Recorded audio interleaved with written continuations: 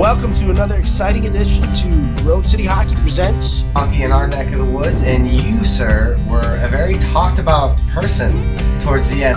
I'm a fifth-year senior, kind of. Well, it's my sixth year of college. Incredible. Hey guys, we want to say thank you to our sponsor, Cut Shield, for bringing you this episode. Make sure you check them out on the link below and use the promo code for 25% off your order. Used by all 32 NHL teams and players, Cut Shield is the premier protective player clothing designed by players for players. Their innovative cut-resistant clothing has prevented serious injury to numerous players, including over 30 NHL players. Cut Shield gives you the peace of mind to go out and play without worrying about injury.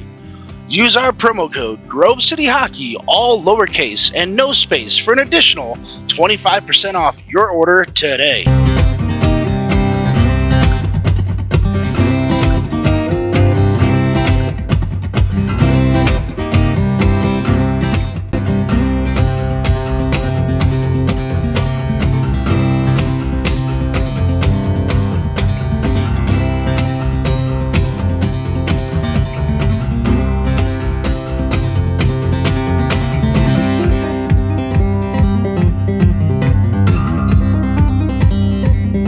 Welcome to GCH Podcast. I'm your host, Ben W. Stock, and with me is a very special guest. I've got the owner, founder of Farm Tough, Peter Dale. How you doing? Hey, man, it's great to be here. Thanks for having me on tonight. Looking forward to talking shop. Yeah, I've been thinking about this ever since I contacted you. I'm like, do I reach out? Do I not reach out? You're a very busy guy. I appreciate you taking the time. I'm excited to talk to one of the original inline gods, as I like to call it, because you've been around for over 30 years. You've participated with Team USA. You've coached the USA inline guys at some point, one way or another, all the way through. So I'm excited. I'm like a kid in a candy store right now. Yeah, with some good candy. Hopefully Reese's peanut butter cups, I think. Oh, yeah. No, she ate them all. I didn't even get, I think I got like a half a bite, Right. so, which is okay. That's all right. Yeah. So tell us a little bit about Peter and how you got involved in hockey. Doesn't necessarily have to be into the aspect of roller hockey just yet, but tell us how you fell in love with the game of hockey. Yeah, I mean, I think I, like most people probably my age, I grew up in Des Moines, Iowa, and I grew up playing ice hockey. I started late, probably when I was about 8. I just had a buddy from school that thought, that played hockey and said, hey, you should play. And, I was awful. Like, I started playing and, I couldn't skate. I couldn't stand up. I didn't know you needed to take tape off your stick when you retaped your stick. And, but I thought it was the most fun thing that I think that I've ever done. And so it was just something that I really had a passion for and fell in love with, and, practiced, shooting pucks in the garage with the foam puck and skating on, quad roller skates in the driveway and stuff outside before inline skates were available, and just doing anything I could to just get better and have fun. And, lo and behold, that journey paid off and, turned into obviously a lifelong career of being able to do something that I, really am passionate about and love to do. Yeah. So now so growing up in Iowa, playing hockey, tell us a little bit about that experience, because when you say I grew up in Iowa, you think of wrestling. You don't think of hockey. So tell us a little bit about that. Yeah, no, true for sure. I mean, so probably a little known fact, like in Des Moines, right? We have the USHL team, the Des Moines Buccaneers. Mm-hmm. And that was always like as part of that, we had a travel team called the Junior Bucks. And so we had really, really good youth hockey teams growing up. And we had some phenomenal coaches that were all ex-pro guys and players. And we just sort of, my age group just had this really great group of kids. And, being in Iowa, we're really close to Minnesota. It's a 4-hour drive. And so every weekend, we would take, 2 coaches in 2 vans and no parents. So we'd load up the kids in the back, with hockey bags, no seats, no seat belts, cranking, Rush or, whatever, and drive to Minnesota, and we play hockey every weekend. And it really helped develop us as players. And, it was just at a time where, things were just much more free and much more loose, and it set a great foundation for all of us. And a lot of us, still keep in touch. And, I'd say probably every one of us that grew up playing together have kids that ended up playing hockey and doing more with it. So it was just a really cool, unique sort of setup that even in the small town Iowa, that we really had good hockey. Like, it was really good hockey. That's awesome. And yeah, because you were playing hockey when Gable was coaching wrestling, not too far from where you guys are at. So, did you have any experience with the wrestling side of it, or is it just more focused on hockey? Yeah, I mean, for me, it was hockey. I mean, in high school, I played, I played 5 sports. I played football. I was a diver. I played hockey. I played baseball, and I ran track. But wrestling was always a winter sport, and it overlapped with hockey. So, the majority of us, that played hockey, although I think we probably would have loved wrestling, hockey was it for us. So that took care of our winters. Yeah. I know because my school didn't have a hockey program, so I was unfortunate enough to actually just join the wrestling program my 8th grade year. And one of the things I valued wrestling, my takeaway is that when you were able to get a nice solid base. Like, it was extremely tough for those hockey guys to move you, to push you away from being in front of the net when you were, playing in front, like like a Thomas Holmstrom type player. They struggled. Even the goalies, like they would try to anything they could to get you to move, and you just weren't budging. So that was kind of like my takeaway from it. It was like, if you can do a year of it to get that base in, even if it's freestyle, that'll always help you guys out. So take us from Iowa. Where did you go from Iowa, and then how did you end up in Wisconsin? Yeah, so I mean, sort of my path was, I went to St. Mary's University in Minnesota. I played hockey, soccer, and tennis in school. And all along those times is my good friends, Tony Muse, Dante Muse, grew up in Des Moines, Iowa. Their family were the ones that owned all the roller skating rinks. So whenever we would come home and we would hang out, we would always spend, late nights at the hockey rink playing roller hockey. It was sort of before roller hockey really was such a thing. We used to play on quads with short sticks, called hardball.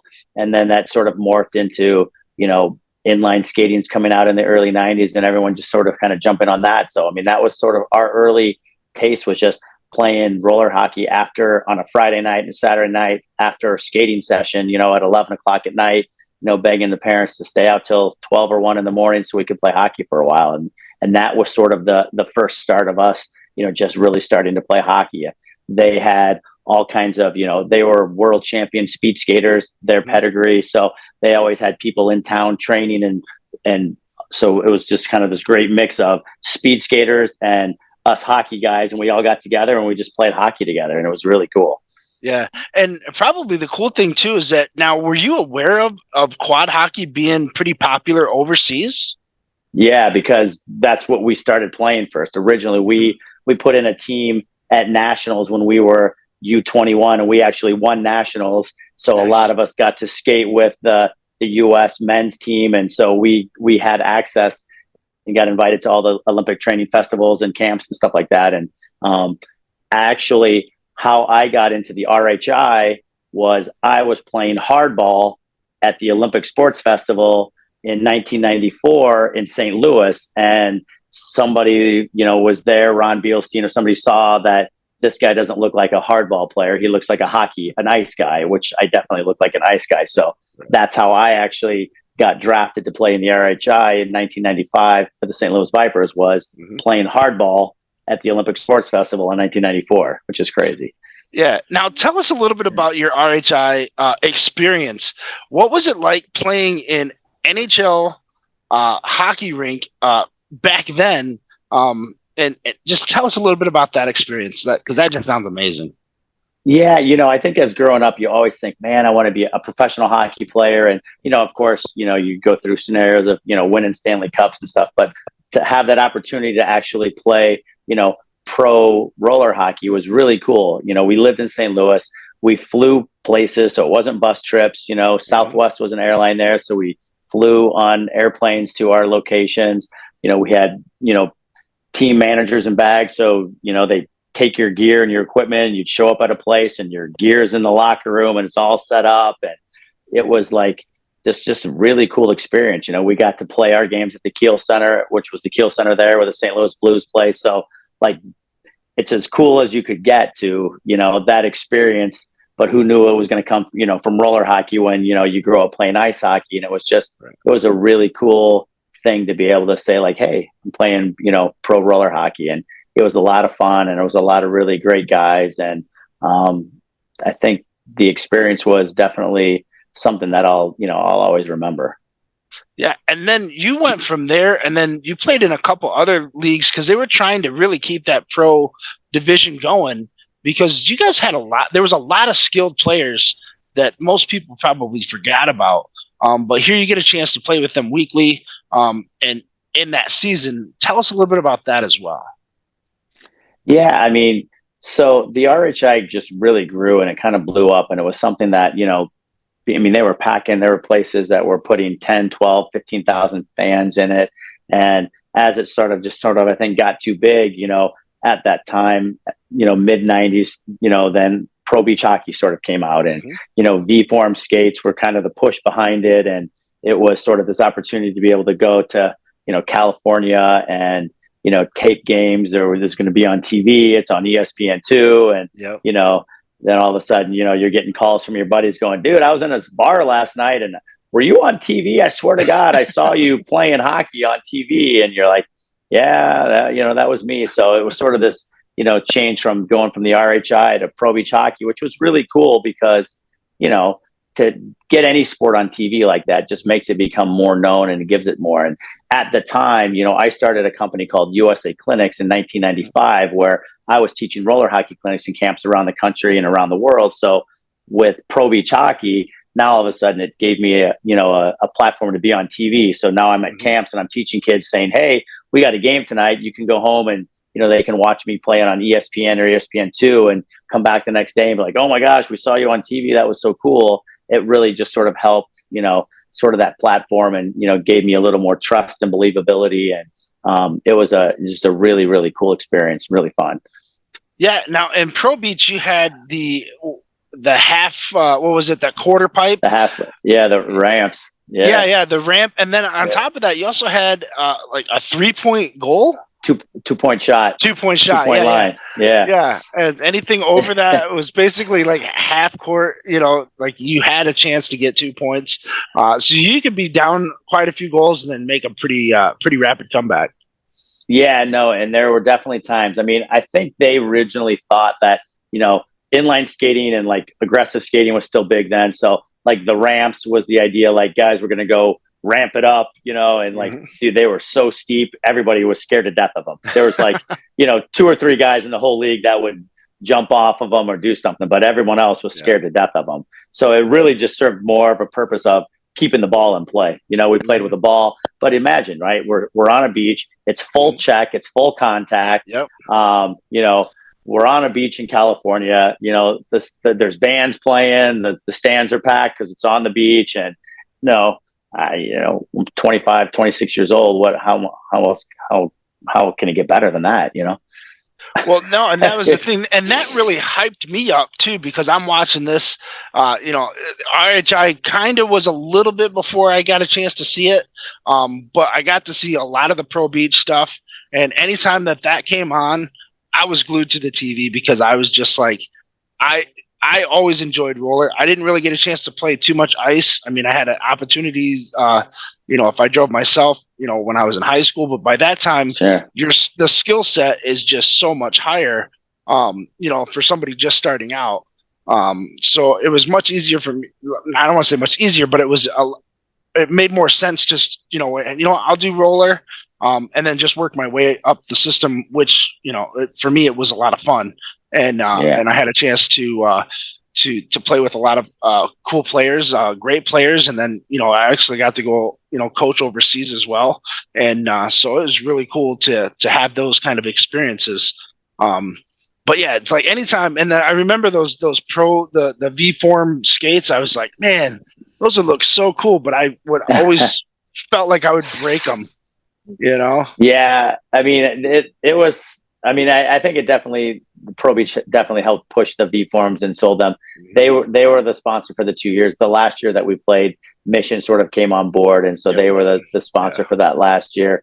But overall, I think the format was pretty cool. I mean, they made it look like it was a full season, and it was basically 3 weekends, 4 weekends that we would go to California. We would play a whole bunch of games. They would videotape them all, and then they would present them in the summer like it was a season, at a time. So if you made it to the finals and to the playoffs, you'd go for 4 weekends. Otherwise, it was 3 weekends, and you'd play 4 or 5 games on a weekend, and every team had a sort of a host sponsor bar and stuff to go have food and eat and stuff afterwards. And they did a really nice job. I mean, they really did take care of it. And I think the finished product looked a lot cooler than I think all of us kind of thought. It was like ball hockey on the beach and V forms, and how's that going to look? But I think they did a really nice job of presenting it. I think it came out good.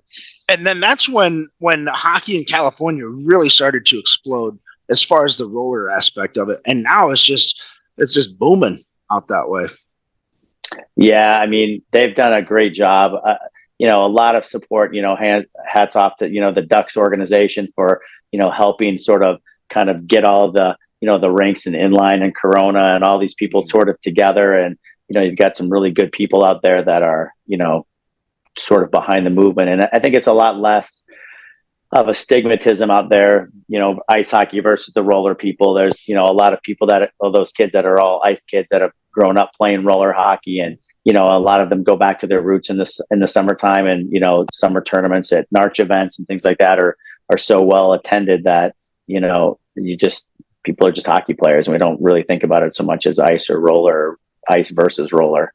So it's cool to see. It's cool to see.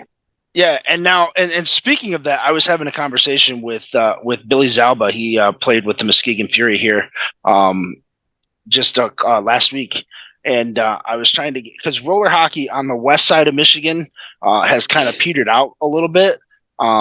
I have a huge passion for it. I think that if we can get a facility up and running and get the youth kids, there's a lot of youth hockey, especially on this side.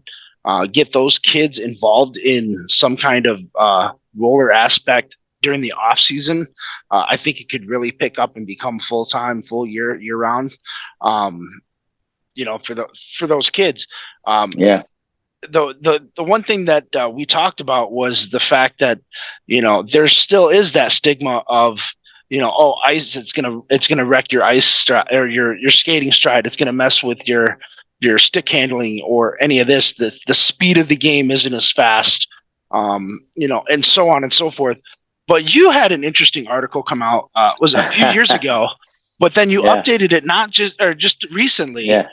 And the couple of things that stuck out to me was the fact that the fastest skater competition with McDavid, right? He had 13.67 or point something like that. But then you had the inline guy. It's Franks, right? His last name Franks. Yeah. He was faster by 0.3 of a second. He was.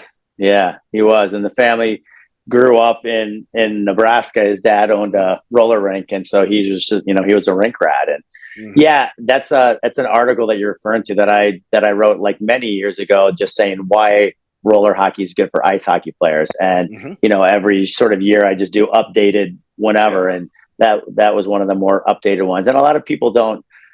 I think we're getting past that a little bit. I think COVID helped. Everyone got Mars Blade skates and started skating, and all the ice hockey people and all the social media influencers that are hockey people all get on rollers now, and they start doing it. And you see all the stuff. Everyone knows, Patrick Maroon is a big St. Louis guy and a longtime inliner, and Bedard and McDavid and all these people that skated. And I mean, the list goes on and on. There's so many people that are doing that. And I think that, that definitely helps, shake that, because the reality is that, if people really knew all of the people that skate ice that came from the roller side, like, they wouldn't know. I mean, the Olympic champions in the past that have all come to be Olympic ice speed skaters, there's so many of them that started at roller and transitioned from roller to ice.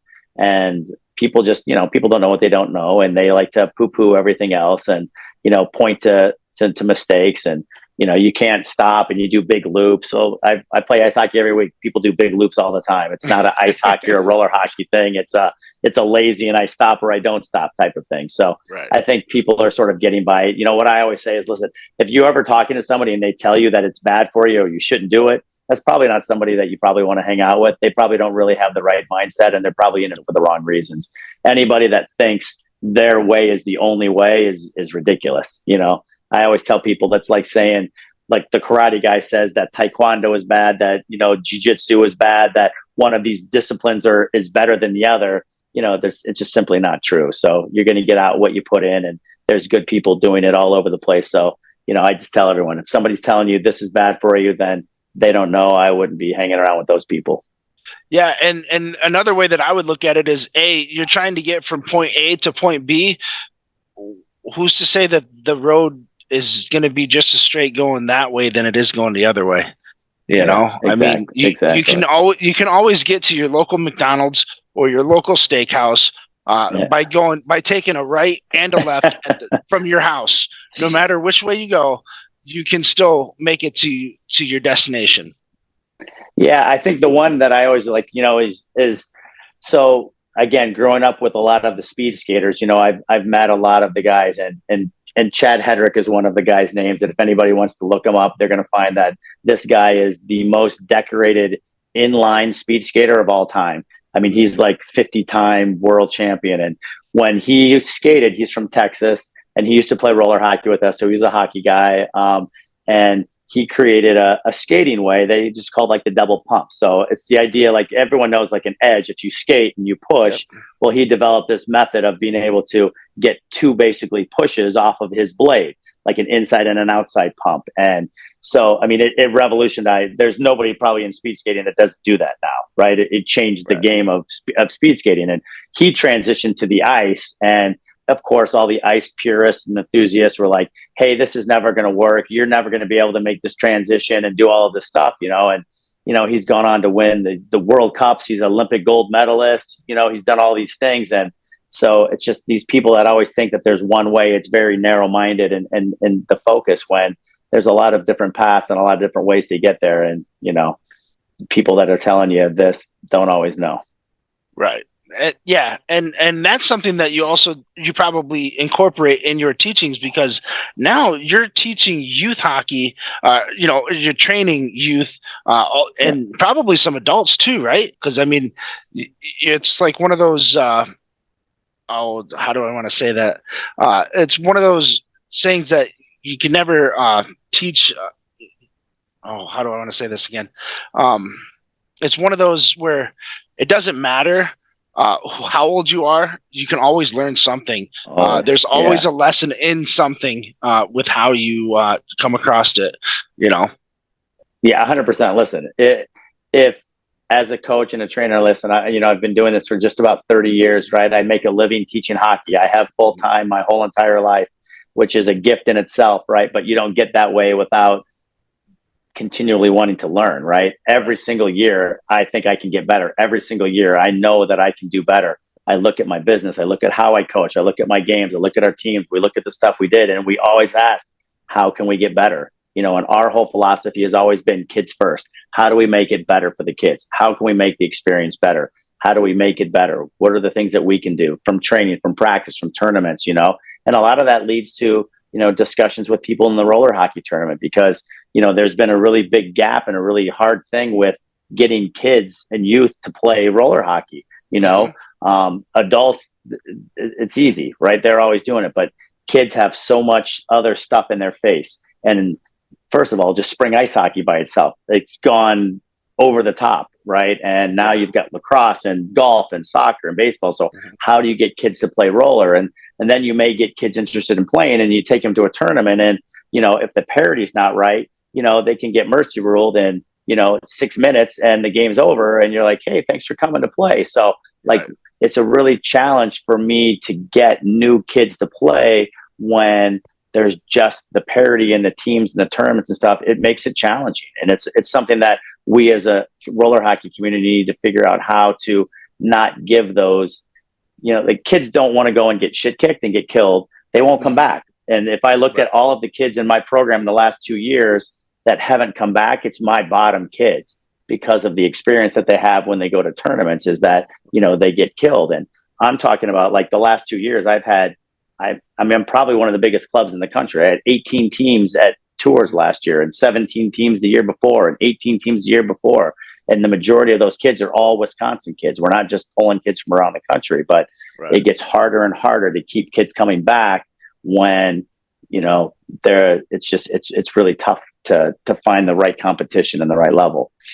Yeah. So one thing I've kind of noticed that maybe you've noticed too is that, because you're saying like it's hard to get those youth guys in, where they tend to take a step back, and then as an adult they come back to it because they go, hey, I actually enjoyed playing roller. I didn't get a chance to, do some of the things that I wanted to do. Now they have a chance to come back because it's a lot easier on your joints. Exactly. I when I've been talking to some of the guys that are playing in the pro leagues and going, hey, did you prefer ice over roller? Or, and they're like, well, I like ice, but I love roller because I'm not getting beat up as much. There's no checking. My body's able to recover a lot faster. I can play more games. I get longer shifts. I get more time with the puck, and all of these things that they love. There's more space on the floor, which they absolutely enjoy. So it's kind of one of those like where, hey, I'm gonna take a step back. I'm gonna do a couple other things, and then I'm gonna come back and really, progress the love of the game that I have. But what we're also seeing is that, hey, there's not going to be too many more places to play if we don't get those kids to keep playing, because nobody's going to be, around. Yeah, no, that's true. And I mean, it's something that, I get it. It's hard. There's only so many, there's almost so much time and, on the weekends, and everything's always competing for anything else. But, I think I'd like to see a little more focus on maybe some of the rec, aspect of those teams, because the issue is this, right? If you go to a regional tournament, like it's not big enough. They don't have AAA, AA, single A. So it's single A, double A. So all the AAA teams are in the double A, all the double A teams, like everything gets pushed down. So if you're a single A team, like you don't really have a chance, and you're pretty much going to get smoked. And, when you travel to places to play and you have overnight stays and things like that, like those are considerations where we're trying to give these kids the best experience. And listen, I mean, I grew up with my kids, and it's just a different time, right? We got killed every tournament. We got mercied for, a year. And that was sort of the path and the progression. But kids today aren't going to do that. They're not going to come back year after year if they're getting mercied at every game and every tournament, and it's not fun, and, no matter what.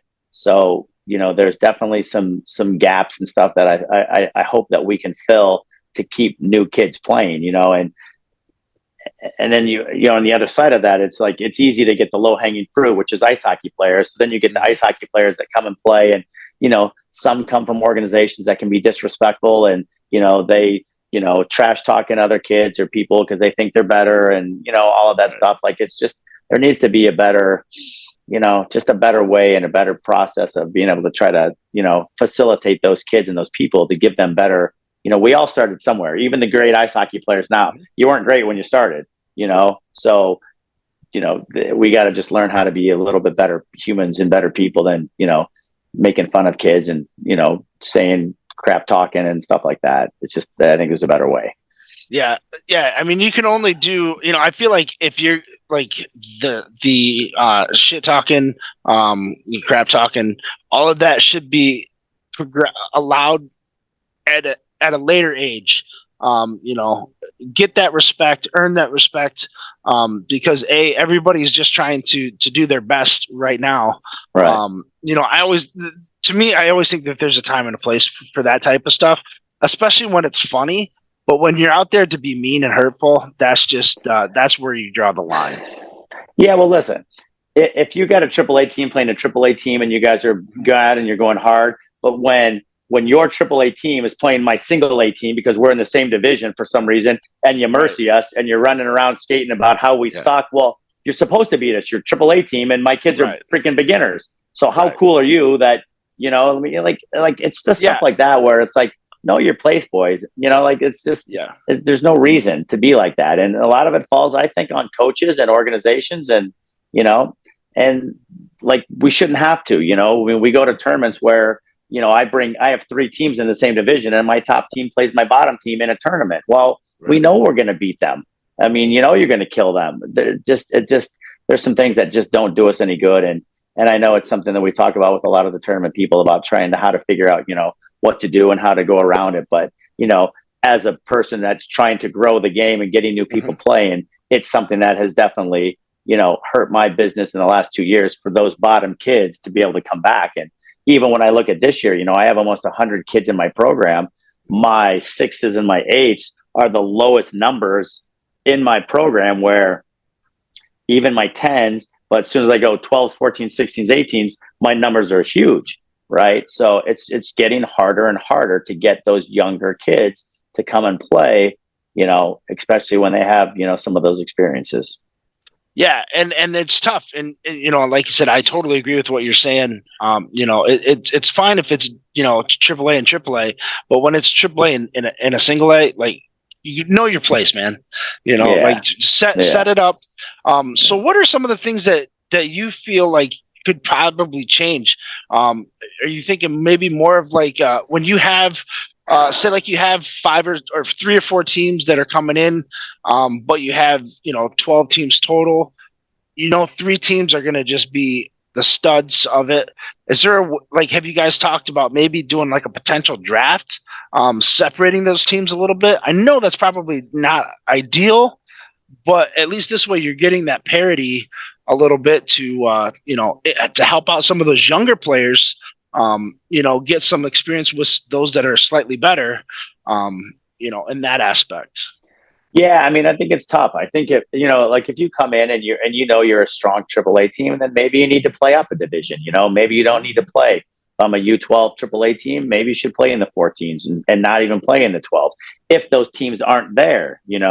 And I mean, I would much rather go to a tournament and I'd rather play the same team 4 times and have competitive games than this is what we talk about. You go and you kill some team, you get killed, you do this, and you end up, trying to work yourself out to playoffs where you get maybe, 1 good game or 1 good game. That's a long way to go to travel. And I mean, I think the reality of it is you need more teams, right? Parity comes when you have more numbers, and more numbers are usually, bigger regional types of events, bigger, obviously nationals and things like that, where things can get broken down. I mean, obviously that's best, but it's tough to do that, So, I've always thought that, creating super regionals might be the way to go. I mean, RHA is the leader in, with tours and state wars and NARCH. I'd love to see less tournaments, but bigger tournaments where they all sort of got together. And so when we go someplace, they're at a 2-rink, 3-rink facility. And again, I'm speaking because we come from the Midwest. So we're usually stuck to, maybe we go to Michigan, maybe it's St. Louis, but that's really Michigan or St. Louis. There really isn't any other 2-rink facilities around us anymore, whereas California has the luxury of, going to Irvine and Corona, and you can have 5 rinks going at one time. But if you probably look at those events, the parity is probably a lot better because they're able to break things down, And I think for the most part, the tournaments are conscious of that, and they try to do that when it's applicable, but it's not always able to do it. And that's what makes it tough, Yeah, I agree. So you have quite a few teams going to tours, NARCH, State Wars. How many teams are you going to have for this upcoming tournament season? Yeah. I mean, the way that we like to, I would suspect, that we'll probably have somewhere between, probably close to 16 to 20 teams. I mean, I have a lot of girls in our program. So girls obviously have the ability to play down 1 year. So a lot of times that, girls are able to, be a U14, also play 12s, also play girls. So what we like to do is use roller hockey as a developmental tool for our team. So if you are, if you are second year, if you're in your major year of your age, if you're a second year 12, we'd like you to play 12s and maybe 14 so you can start getting that experience in the next level. So I think we have a lot of kids in our teams that will play multiple divisions and do that. And we encourage that, the girls to play down when they can and also play their divisions, to play co-ed, to play girls. So I think that's really kind of gives more bang for the buck for the kids that are playing and when they're going away to events, and also gives them that opportunity to start preparing for, the division that they're going to start playing in next year. Cool. Now, tell us a little bit about that. We're almost out of time.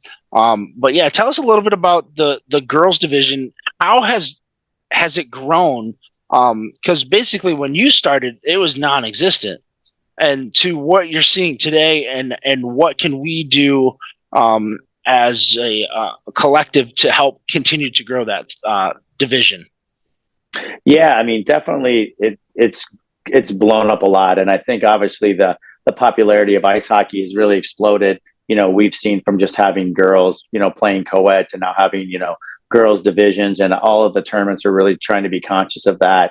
I think you've seen this girls explosion, with the Professional Women's Hockey League, and, obviously Team USA Ice program with Canada and USA. That series is really, really, really tough. And I really think and hope that we're just going to see a continued growth.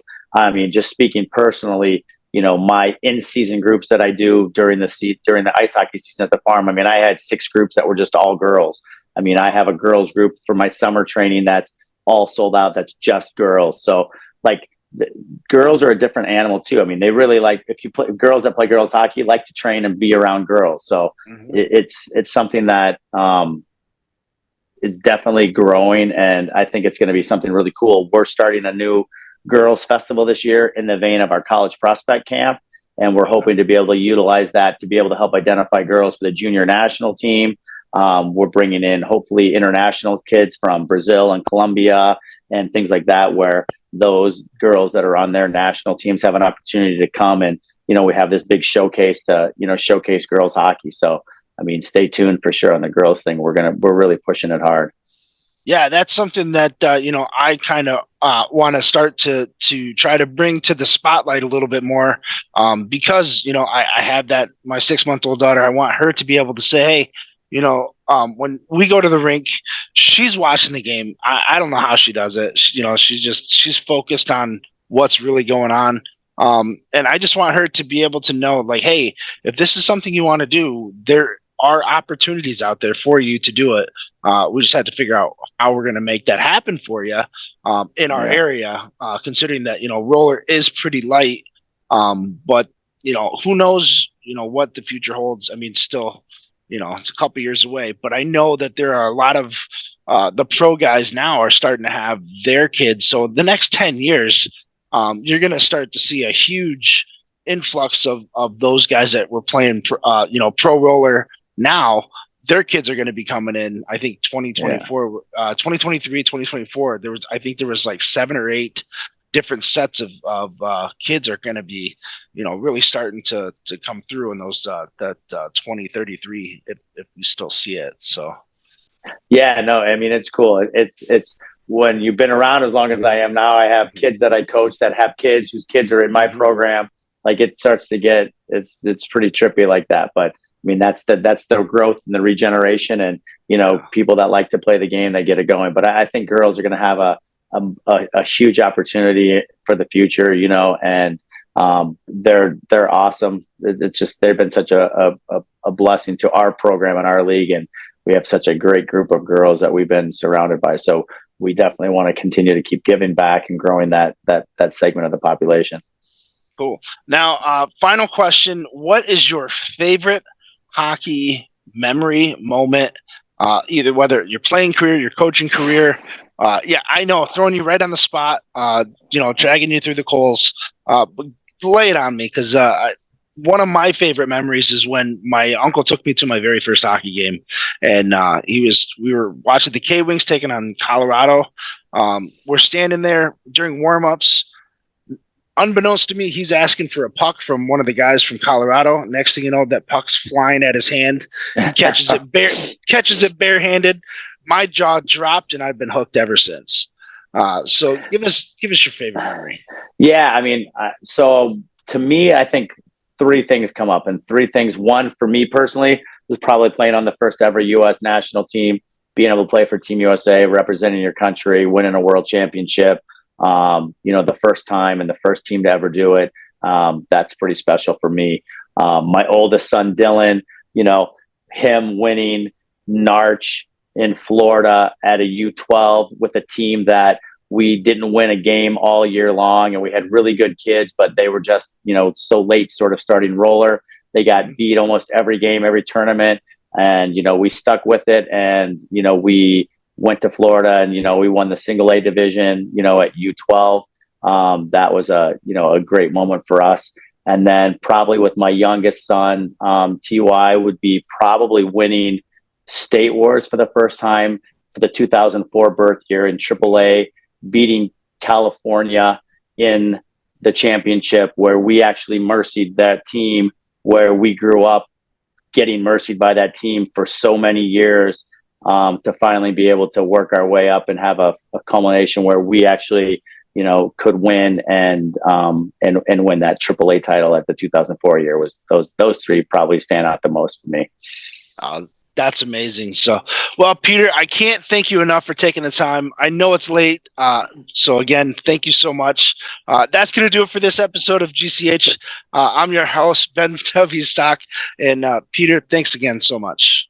My pleasure. Thanks for having me. Keep doing the good work, and let's talk again. Oh, for sure. Can't wait to. Well. How about we try to circle back after tours or Narch or something, and see how everybody's doing. Sounds great. Thanks, guys.